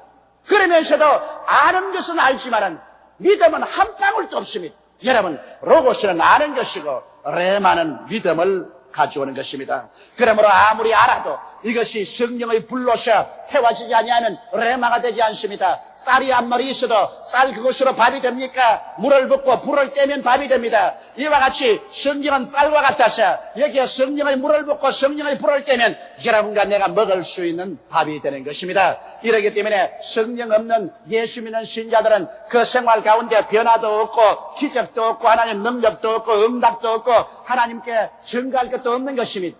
이러므로 주님께서는 너희가 믿을 때 성령을 받았느냐고 바울 선생을 통해서 말씀하셨습니다. 예수님의 제자들을 보십시오. 그들은 3년 반 동안 예수님을 따라다녔었습니다. 예수님의 말씀을 들어서 그의 머릿속에 지식이 꽉 들어차 있었습니다. 로고스가 잔뜩 있었습니다. 그러나 그들의 영혼이 변화받지 못하셨습니다. 믿음으로 넘치지 않았었습니다. 그렇기 때문에 예수님을 그 제자 중 한 사람은 30냥을 받고 팔아먹어봤습니다. 예수님이 십자가에 못 박일 때 모든 제자들이 머릿속으로 주 예수를 다 알고 그 지식을 알았지만은 마음의 변화를 안 받았으니까 다 예수님을 버리고 도망쳤습니다. 수혜자인 베드로는 안나스와 가야바의 뜰에 찾아가서 예수님 심판받는 장면에서 예수를 모른다고 2번 부인하고 3번째는 예수님을 저주하고 맹세하여 가로되 나는 저를 도무지 알지 못한다고 말했었습니다.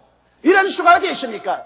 그것은 하늘나라에 대한 지식만 머리에 있었지 그들의 영혼을 변화시키는 위대한 믿음이 생겨나지 않았기 때문인 것입니다. 이렇기 때문에 예수님께서 죽은 지 사흘 만에 부활하시고 난 다음 40일 동안 제자들에게 나타나시면서 말씀하신 것이 너희는 예루살렘을 떠나지 말고 아버지의 약속하신 것을 기다리라.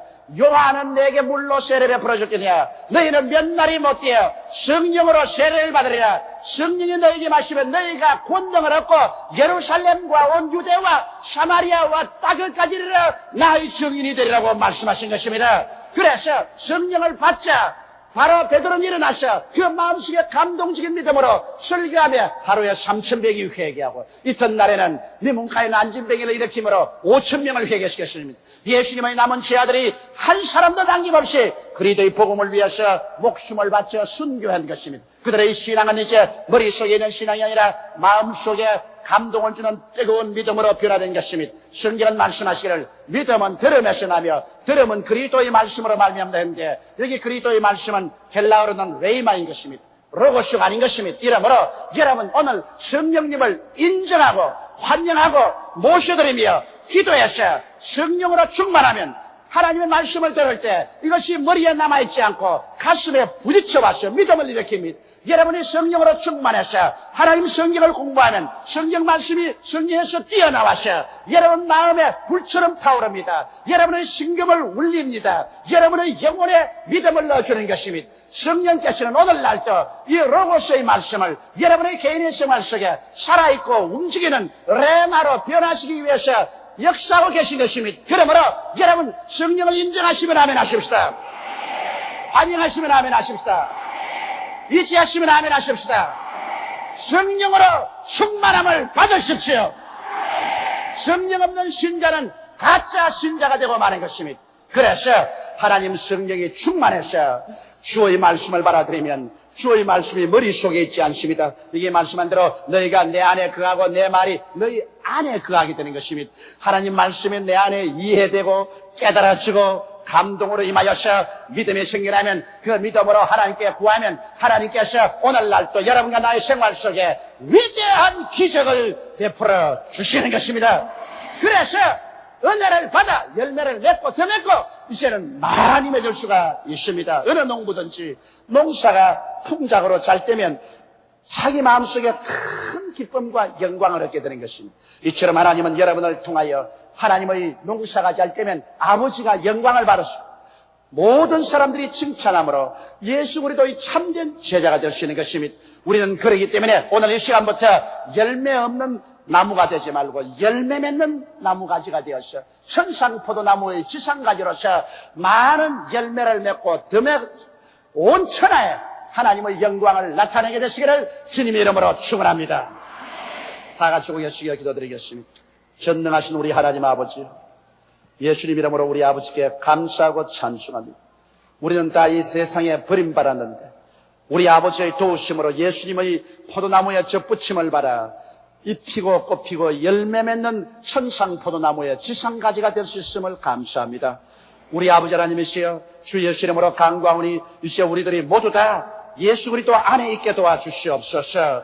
깨어져서 순종함으로, 믿음으로, 사랑함으로 예수님 안에 있어서 항상 은혜를 받아 열매 맺게 도와주시옵시고, 성령이 충만하여져서 언제나 주의 로고스가 레마로 마음속에 변화되어 영혼을 감동시키고 변화시키는 믿음을 얻을 수 있게 도와주시옵시고, 우리의 믿음의 기도를 통하여 하나님의 보좌가 움직이고 우리의 환경과 운명이 달라지고 하나님의 위대한 기적이 일어나게 도와주시옵소서. 오 우리 아버지 하나님, 아직 예수를 믿지 않은 사람들은 포도나무의 젖붙임도 받지 못하고 있습니다. 이 사람들은 밖에 버려 밟히고 혹은 불타버리고 말 것입니다. 하나님 아버지여, 알곡은 곡간에 거두어드리고 쭉정이는 끄이지 않은 불에 던져버립니다. 이 시대의 마지막에 주님께서 예수 믿고 알곡된 우리들은 곡간에 모아드릴 것이요, 예수 믿지 않고 쭉정이 된 사람들은 영원한 지옥불에 던질 것입니다. 사람이 한번 나서 죽는 것은 정한이지요, 죽고 난 다음에는 반드시 심판이 있습니다. 우리 아버지여, 그러므로 이 땅에 사는 동안 우리가 예수님을 믿느냐 안 믿느냐가 우리의 미래의 영원한 운명을 결정하는 것을 알게 도와주시옵소서. 사람은 존귀해도 깨닫지 못하면 멸망하는 짐승과 같습니다. 우리 아버지 하나님이시여, 멸망하는 짐승처럼 되지 말고 회개하고 깨어져서 예수 믿고 죄사함 받고 구원을 받고 열매 맺는 삶을 살게 도와주시옵소서.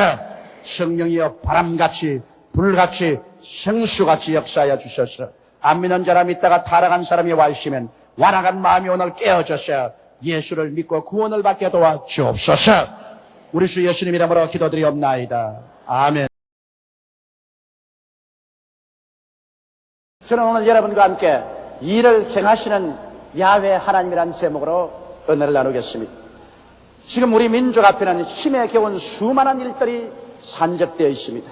정치적인 민주화의 일, 노사 분쟁의 일, 학원 소유의 일 등 사회 각계각층에서 갑자기 다가온 민주화의 요구에 갈피를 잡을 수가 없습니다. 요사이 울산 현대중공업의 노동자들의 데모는 완전히 이성을 잃은 폭도화되는 간마디에서 불안하기 짝이 없습니다. 대우자동차의 근로자들이 사장과 간부 진영을 감금하고 노동자들 앞에서 옷을 벗기고 무릎을 꿇어 앉혔다는 보도는 이제 이 땅에 일말의 윤리와 예의, 도덕이 남아있는가 의심하지 아니할 수가 없습니다. 더구나 고려대학에서 고 유진호 박사의 영전에 바친 화환을 학생들이 들고 나와 발로 밟았다는, 소위 교수들이 피켓을 들고 빈소 철거 데모를 했다는 보도는 마음에 참담한 생각마저 일게 하는 것입니다. 우리 민족이 이렇게도 무정하고 몰인정하며 흙 아니면 백으로 대결할 수밖에 없는 인성을 가진 사람들입니까? 용서와 자비, 사랑과 대화, 인내와 화해는 영영 사라진 말에 불과하단 말인 것입니까? 우리에게 부딪힌 이 수많은 일들과 문제들을 우리는 어떻게 해결하고 나가야만 되겠습니까? 오늘날 우리에게 닥쳐온 이 문제를 우리가 잘 해결하면 우리들은 하나님 앞에서 선진대열로 진입할 것이요, 우리가 만일 이 문제를 해결하지 못하고 이 문제에 희생이 된다면 우리는 영영 전락하고 말 것입니다. 우리는 현실과 환경을 바라보면 암담하고 낙심이 되지만은, 그러나 우리 한국에 1천만의 성도들이 계시며 우리 1천만 성도의 하나님을 우리가 바라보게 되면 하나님께로부터는 가슴이 트이고 희망에 찬 하나님의 빛이 비추음을 느낄 수가 있는 것입니다. 그럼 오늘 우리 현실의 입각에서 우리의 문제들을 해결하고 어떻게 하면 영광스러운 조국과 민족을 건설하고 우리 민족과 조국이 일어나서 아시아 태평양 일대에 복음을 전가하는 하나님의 세상의 국가가 될 수 있겠습니까? 우리는 먼저 오늘 읽은 이 성경 말씀에서 소망을 얻어야 됩니다. 이를 행하시는 야훼, 그 일을 지어 성취하는 야훼, 그 이름을 야훼라 하는 자가 이같이 있노라. 너희는 내게 부르시라. 내가 내게 응답하겠고 크고 비밀한 일을 내게 나타내리라. 이 말씀 가운데 첫째, 우리는 일을 행하시는 야훼, 그 일을 지어 성취하는 야훼 하나님을 알아야 되는 것입니다. 야훼 하나님께서 태초에 하늘과 땅을 지으신 것입니다. 그러므로 일은 야훼 하나님의 것입니다. 야훼가 일을 시작하시고 야훼 하나님께서 일을 완성하시는 것입니다. 그러므로 일은 바로 야훼 하나님께서 시작한 것이요 하나님의 특권이요 하나님의 소유라는 것을 알아야 되는 것입니다. 성경에 보면 땅이 공고하고 혼돈하며 흑암이 깊어무에 있고 하나님의 성령이 수면에 운행하실 때 야훼 하나님께서 빛이 이시라고 말씀하셨습니다. 그러자 흑암은 물러가고 광명한 빛이 생겨나셨습니다. 빛을 지으시는 일은 야훼 하나님께서 행하신 일이지 여러분과 내가 행한 일은 아닌 것입니다. 하나님께서는 하늘 위의 물과 하늘 아래 물로 물이 나누어지고 궁창이 생겨나라고 말씀하자 푸른 하늘이 생겨났습니다. 하늘을 지으시는 일도 야훼 하나님께서 하신 일이지 사람이 그 일을 한 것은 아닙니다. 하나님께서는 셋째 날에는 온 천하의 물이 한 곳으로 모이고 묻이 드러나고 열매 맺는 각종 나무와 풀이 나타나라고 말씀하셨을 때 그대로 되었습니다. 이 일을 할 때 여러분이 그곳에 계셨나요? 여러분이 소매 거치고 하나님을 도와드렸나요? 아니요. 하나님 혼자서 그 일을 하셨습니다. 나흘째는 주님께서 해와 달과 별들을 지으시고 해는 낮을 밤은 달이 주관하게 하시고 별들은 사시와 징조를 나타내게 하셨습니다. 이 일을 할 때 누구의 도움을 받았나요? 하나님께서 홀로 이 일을 하시고 홀로 이 일을 성취하신 것입니다. 하늘에는 새들이 나르고 물에는 물고기들이 헤엄치며 땅 위에는 짐승이 뛰고 곤충들이 기게 만드는 일은 하나님이 하셨지 사람이 한 일은 아닌 것입니다. 이 일은 하나님이 행하시고 하나님이 완성하신 것입니다. 마지막 날에 하나님께서 흙으로 사람을 지으시고 그 사람 속에 생기를 불어넣으니 사람이 되어 일어나셨습니다. 그리고 이 사람이 살 수 있도록 동방의 에덴을 창설하시고 보기에도 아름답고 먹기에도 좋은 실과 나무가 나게 하시고 그곳에 아담과 하와가 거하며 또 동산을 지키고 가꾸게 만드는 것입니다. 이 일은 하나님이 하셨지 사람이 한 일이 아닌 것입니다. 그러므로 일은 하나님께서 만드신 것입니다.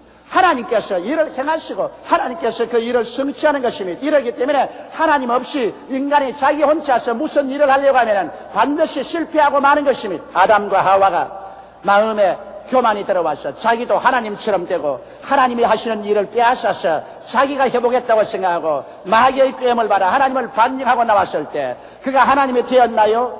그가 과연 이 우주를 맡아서 인생 만사를 맡아서 자기가 일을 성취했나요? 아담과 하와가 하나님을 떠나서 자기의 인간의 수단과 방법으로 일을 해보려고 했으나 일을 하기는커녕 그 일을 만들어냈습니다. 죄악의 문제, 죽음의 문제, 저주의 문제, 절망의 문제만 만들어 놓고 말한 것입니다. 아담과 하와 이후로 오늘 그 자손들이 지금까지 살아오면서 우리는 그 많은 일들이 태산처럼 쌓이는 것을 보았었습니다. 이 세상에는 죄가 있고 질병이 있고 저주가 있고 죽음이 있고 전쟁과 시기와 분노와 질투와 분열과 살상과 피투성이의 일만 만들어 놓고 말한 것입니다. 하나님을 떠나서 인간은 일을 할 수가 없습니다. 일은 하나님이 만드신 것이고 하나님이 행하시고 하나님이 성취하는 것인데 하나님을 제껴놓고 인간이 하나님 일을 인간 힘으로 해보겠다고 하다가는 실패하고 마는 것입니다. 인간은 죄악에 떨어져서 절망적인 상황에서 영원히 멸망받을 수밖에 없을 때 이 일을 해결하기 위해서 우리 하나님께서 그 아들 예수님을 보내셨습니다. 예수님께서는 이 땅에 오셔서 혼자 33년 동안 이 일을 일하시고 급기야 십자가에 올라가셔서 데못의 양손과 양머리 찔리시고 창을 맞아 옆구리에 물과 피를 쏟으시고 그리고 우리의 모든 죄를 쏘가신 것입니다. 우리의 과거의 죄, 현재의 죄, 미래의 죄, 모든 불의와 추악을 짊어지고 십자가에서 주님께서 다 청산하셔서 여러분과 내가 멸망받을 자리에서 일어나 예수를 믿고 구원받을 수 있는 길을 열어놓게 되신 것입니다. 여러분과 나를 구원하는 이 힘찬 일도 사람이 했나요? 사람이 어떤 종교를 세워서 철학을 세워서 사람이 어떻게 윤리와 도덕적인 선한 행위를 통하여 우리가 구원받을 일을 했나요? 천만에요. 사람이 이루간 일은 아무것도 없습니다. 오직 하나님께서 그 아들 예수님을 보내시사 예수께서 홀로 일하셔서 내가 다 이루었다 하시고 십자가를 통하여 남녀노소 빈부귀천할 것 없이 예수를 믿음으로 말미암아 값없이 용서받고 이롭다함을 얻고 하나님 앞에 설 수 있도록 일을 완성해 놓으신 것입니다. 이러므로 오늘 여러분이 알아야 될 것은 일은 야훼 하나님의 것입니다.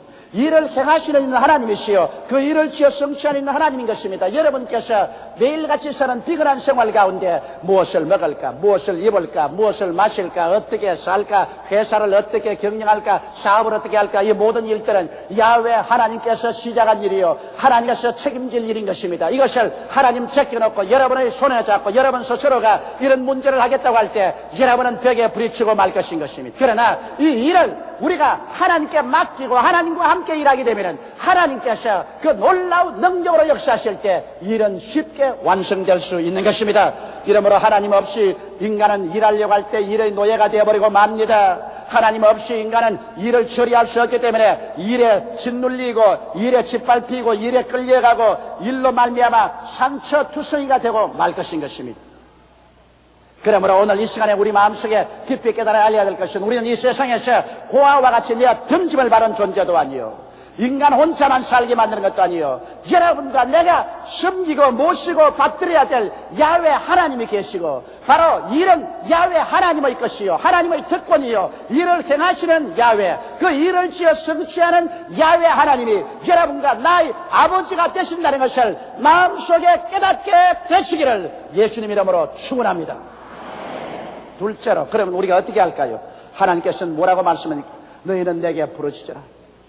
하나님께서 책임져 주지 않으시려면 왜 부르짖으려고 하겠습니까? 하나님께서 응답하기를 원치 아니하시는데 왜 부르짖으라고 말하겠습니까? 하나님께서 너는 내게 부르짖으라고 말할 때는 일을 행하는 야훼 일을 지어 성취하는 야훼께서 너희 일을 내가 맡아주겠다고 하시기 때문에 내게 부르짖으라고 말씀하시는 것입니다. 그러므로 우리는 어떻게 부르짖을까요? 일은 야훼 하나님의 것임을 인정하고 부르짖어야 하는 것입니다. 이제는 내 일이 아닙니다. 이제는 이것은 야훼 하나님의 일입니다. 내가 무엇을 먹을까, 무엇을 입을까, 무엇을 마실까, 어떻게 살까, 어떻게 생활할까 하는 것은 야훼 하나님의 일입니다. 그러므로 이것은 야훼 하나님께서 맡아주셔서 우리는 이렇게 부르짖어야 하는 것입니다. 야훼 하나님께서만이 일의 완전한 해결자라는 것을 우리는 알아야 됩니다. 여러분과 내가 일의 해결자가 아닙니다. 우리의 정부가 일의 해결자가 아닙니다. 야훼 하나님께서만이 완전한 일의 해결자인 것을 알고 부르짖어야 되며 인간의 교만과 자랑을 버리고 주님께 일을 맡겨야 되는 것입니다. 야훼 하나님께 맡기지 않은 일을 하나님이 어떻게 합니까? 아담과 하와처럼 하나님 손에서 일을 빼앗아서 자기가 그 일을 하겠다고 오만하고 불순하게 날뛰는 사람을 위해서 하나님이 어떻게 일을 해줄 수 있습니까? 이러므로 우리는 교만과 거만을 깨뜨리고 하나님 앞에 일을 맡겨야 되는 것입니다. 그래서 우리는 회개의 부르짖음을 가져야 되는 것입니다.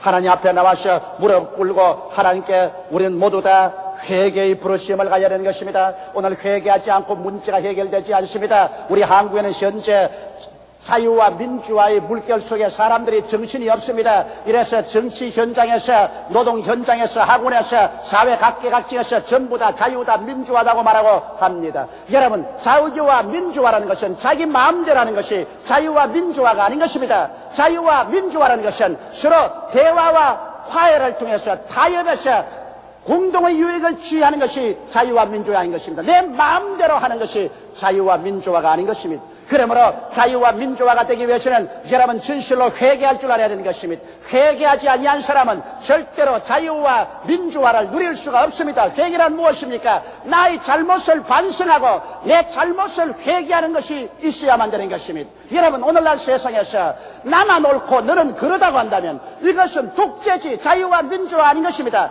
정치 현실에도 여당이 나만 옳다고 하고 야당이 나만 옳다고 한다면 그것은 민주화가 되지 않은 것이요, 노동 현장에서 기업주가 나만 옳다고 하든지 노동자가 나만 옳다고 해서 고집을 부른다면 이것은 독재요, 이것은 편견이지 자유민주화는 아닌 것입니다. 학원에서 학생들이 우리만 잘한다, 기성세대는 아무것도 모른다, 그러므로 우리를 따르라 이렇게 말하고 용공좌경적인 사상을 가지고 들고 나온다면 그것은 학생들의 독재지 민주화는 아닌 것입니다. 역사는 단절이 없습니다.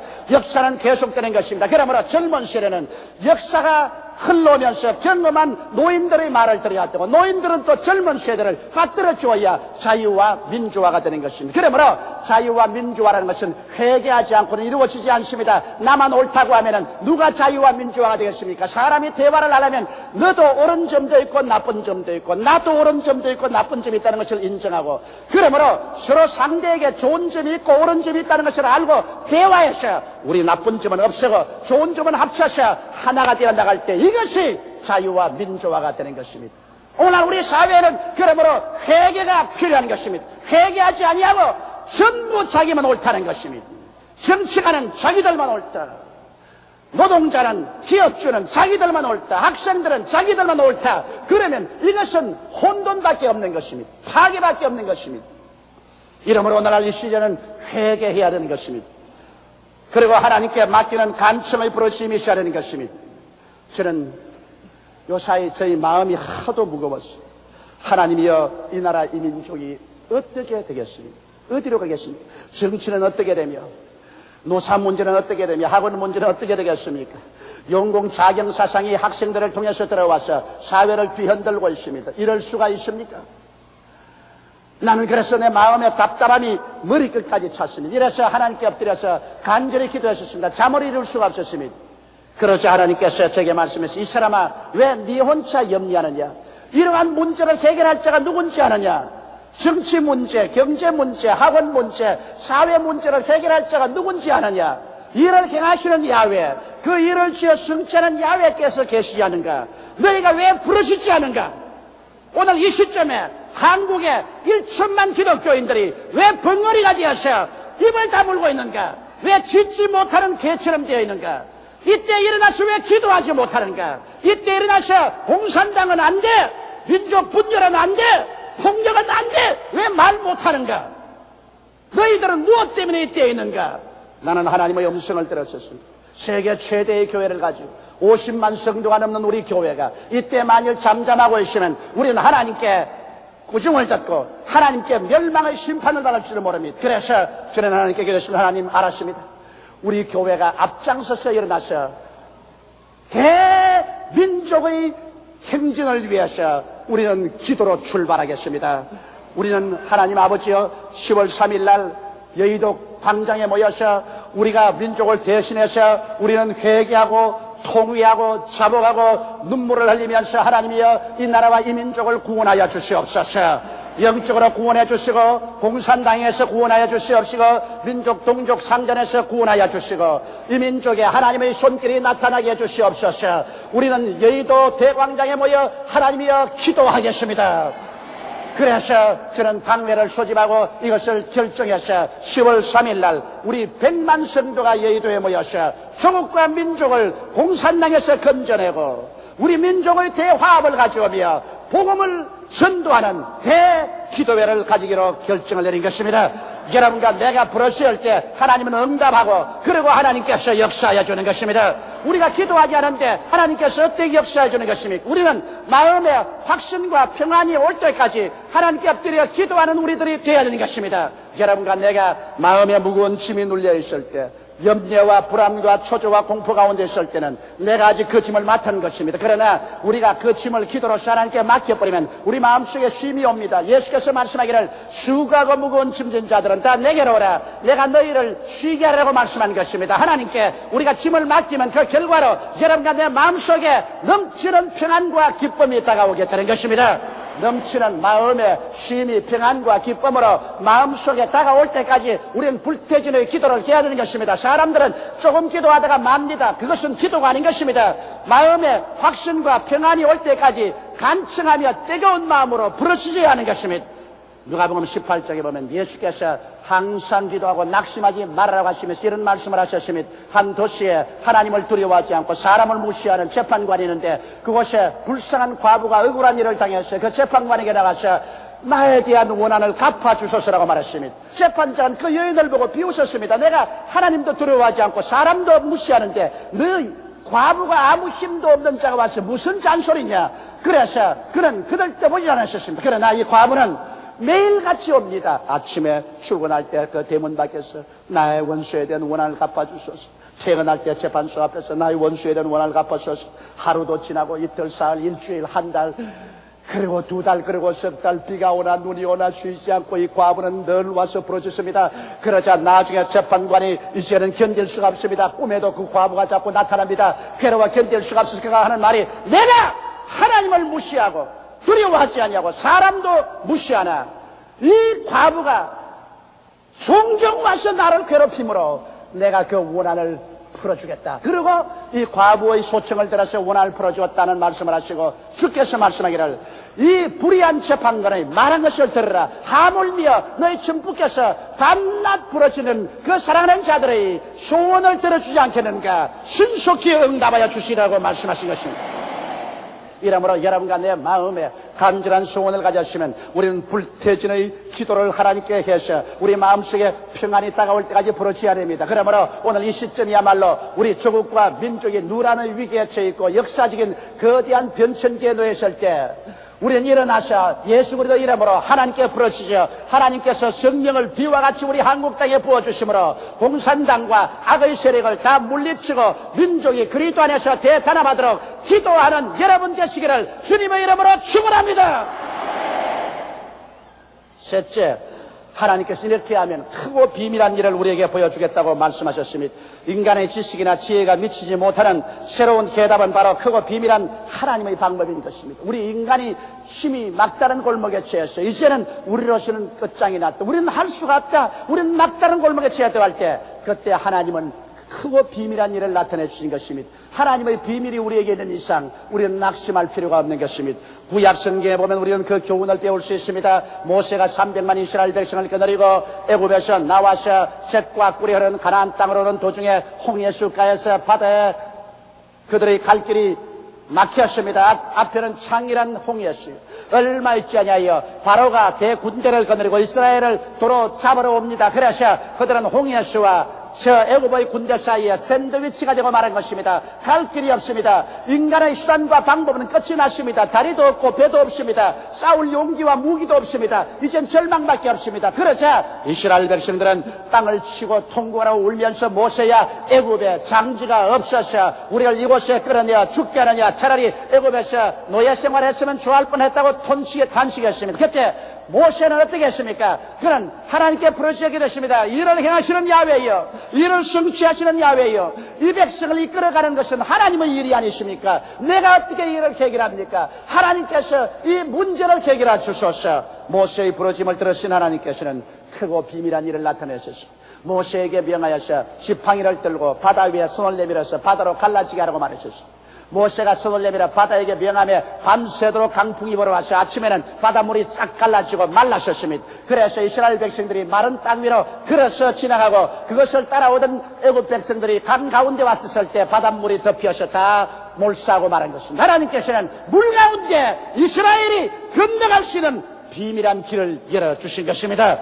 하나님은 비밀한 역사를 가지고 있습니다. 그런 이상 우리들은 낙심할 수 없습니다. 그들이 수르 광야에 들어가서 사흘 동안 길을 갔는데 태양이 비치고 모래밭이 뜨거운데 사흘 동안 물을 마시지 못했었습니다. 모든 이스라엘 백성이 목이 마르고 입술이 터졌습니다. 그들은 탄식하며 물 달라고 아우성을 치는데 연못물을 발견했습니다. 뛰어가서 마셔보니 그 물이 썩어 독이 있어 사람들이 물을 토하고 배를 안고 뒹굴었습니다. 그러자 사람들은 이제 기진맥진해서 통곡하고 탄식했습니다. 그럴 때 모세는 또 기도했습니다. 하나님이시여, 이 백성을 이끌어가고 이 백성 목마른 자에게 물을 주는 것은 하나님의 일이 아니십니까? 내 일이 아닙니다. 하나님의 일입니다. 일을 행하시는 야훼, 일을 지어 성취하는 야훼여, 나에게 길을 보여주시옵소서. 하나님께서는 크고 비밀한 일을 가지고 오셨습니다. 바로 그 연못가에 나무가 있는데 이 쓴 물을 고치는 나무가 있어요. 그래서 하나님이 그 나무가지를 지시하셨는지라 모세가 그 나무가지를 꺾어서 물에 던지더니 물의 독이 사라지고 달아져서 사람들마다 물을 한껏 마시고 그들은 만족하게 된 것입니다. 문제가 해결된 것입니다. 이스라엘 백성이 광야에 300만이 나올 때 양식을 준비했나요? 고기를 준비했나요? 그들이 어려울 때마다 부르짖으니 하나님께서 크고 비밀한 일을 나타내셔서 아침마다 만나가 마시고 메추라기가 날라와서 잡아먹어주기를 기다렸었습니다. 이러한 기사와 인생은 오늘날도 가지고 계십니다. 대개 야훼 하나님은 변혁지 아니하십니다. 성경에는 예수 그리스도는 어제나 오늘이나 영원토록 동일하다고 말씀하고 계신 것입니다. 여러분, 예수님께서 벳세다 광야에 나갔을 때 남자만 5,000명, 여자 9,000명이 따라왔었습니다. 그들이 하루 종일 주님의 말씀을 듣고 병고침을 받는데 정신이 없었다가 해그름에야 그들은 정신이 번쩍 들었습니다. 이미 날은 저물고 갈 길은 먼데 근처에 동전을 놓고 배는 고프고 쓰러집니다. 이럴 때 예수님께서 제자들과 빌립을 불러서 이들에게 먹을 것을 주라고 말했습니다. 빌립이 제 아들과 아무리 연구해봐도 인간으로서 해결할 수 없는 문제입니다. 이 일은 해결할 수가 없어요. 이 사람들에게 조금씩 먹이려고 해도 300데나리 되는 돈이 필요한데 그 돈도 없고, 돈이 서로겠다고 할지라도 떡을 살 만한 인가도 없고 떡 공장도 없습니다. 인간으로서 할 수 없습니다. 그래서 빌립이 예수께 나와서 할 수 없다고 말할 때 안드레가 어린 아기의 보리떡 5개와 물고기 2마리 가지고 왔습니다. 그럴 때 주님께서 이 보리떡 5개와 물고기 2마리를 가지고서 하나님께 기도하며 하나님께서 크고 비밀한 일을 나타내 주셨습니다. 백성들을 때 앉게 하고 난 다음 떡을 나누어 주며 떼서 주니 또 생기고, 떼서 주니 또 생기고, 고기를 잘라서 주니까 또 생겨나고, 잘라서 주니까 또 생겨나고, 이래서 모든 백성들이 다 배불리 먹고 남은 것을 구히니 12바구니가 되었었습니다. 하나님께서는 크고 비밀한 일을 가지고 계신 것입니다. 예수님과 12제자와 그 어머니가 가나의 혼인잔치에 가서 한참 혼인이 무르익을 때 갑자기 포도주가 떨어졌었습니다. 혼인잔치에서 주음식인 포도주가 떨어지며 그 혼인잔치의 주인은 당황하고 어찌할 바를 몰라 갈팡질팡했습니다. 이럴 때 예수 그리스도의 어머니가 예수께 와서 간청했습니다. 이 집에 포도주가 떨어졌다.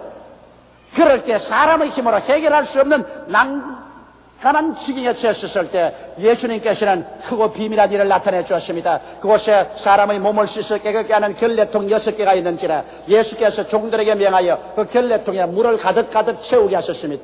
그러고 난 다음에 주님께서 그 통에 물을 떠서 연회장에 갖다 주라 하며 종들이 물을 떠서 연회장에 갖다 주며 연회장이 보니 굉장히 좋은 포도주가 되셨습니다. 주님께서 또다시 크고 비밀한 일을 나타내 보여주신 것입니다. 여러분, 그러므로 오늘 이 사건들을 통해서 보게 될 때 우리 하나님께서는 여러분과 나에게 크고 비밀한 일을 나타내셔 여러분과 나의 문제를 해결하기를 원하시고 계신 것입니다. 이 일은 야훼의 것입니다. 이 일은 야훼가 지었었으며 야훼가 일을 행하시고 야훼가 일을 성취하시는 것입니다. 야훼 하나님은 일을 당신의 것으로 소용합니다. 일은 하나님의 특권인 것입니다. 그러므로 하나님의 손에서 일을 빼앗아내어서 하나님 없이 나 인간의 수단과 방법과 노력과 능력으로 이 일을 해결하게 하면 일이 해결되는 것이 아니라 일이 더 중첩하고 더 문제가 생겨나는 것입니다. 그러므로 하나님 없이 정치하면 정치가 안 됩니다. 하나님 없이 사업을 하면 사업 안 됩니다. 하나님 없이 학원 문제 해결 안 돼요. 하나님 없이 우리 사회 문제가 해결 안 돼요. 일은 하나님께서 지으신 것이기 때문에 하나님께서 그 속에 들어오시면 하나님께서 기적적으로 비밀을 나타내서 문제의 해결을 베풀어 주시는 것입니다. 하나님은 우리를 멀리 떠나 계시지 않습니다. 하나님께서는 예수 그리스도를 통해서 여러분과 나의 곁에 와 계신 것입니다. 하나님께서는 여러분과 나의 부르심을 들으시고 오늘날에도 인간의 막다른 골목에서 하나님의 크고 비밀한 일을 나타내 주셔서 오늘 현대판 홍해수가 갈라지고 여리고가 무너지며 현대판 포도주가 되며 현대판으로 하나님께서 오병이어의 기적을 나타내기를 원하시고 계신 것입니다. 사랑하는 성도 여러분, 그러므로 눈을 들어 하나님을 바라보십시오. 여러분과 나에게는 하나님께서 계신 것입니다. 오늘날 사람들은 하나님 없이 이 세상을 살다가 그들은 영원히 멸망받고 맙니다. 사람들은 스스로 영생을 얻어보기 위해서 종교를 만들고 윤리와 도덕적인 생활을 해보기도 합니다.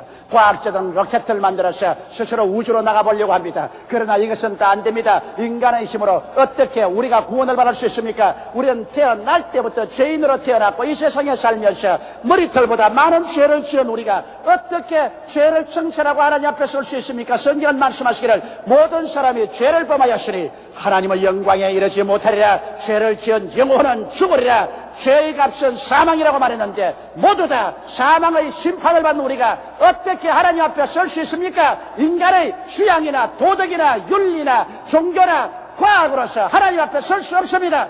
인간이 절망에 처할 때 하나님께서 인간의 부르심을 들으시고 크고 비밀한 길을 열어놓았습니다.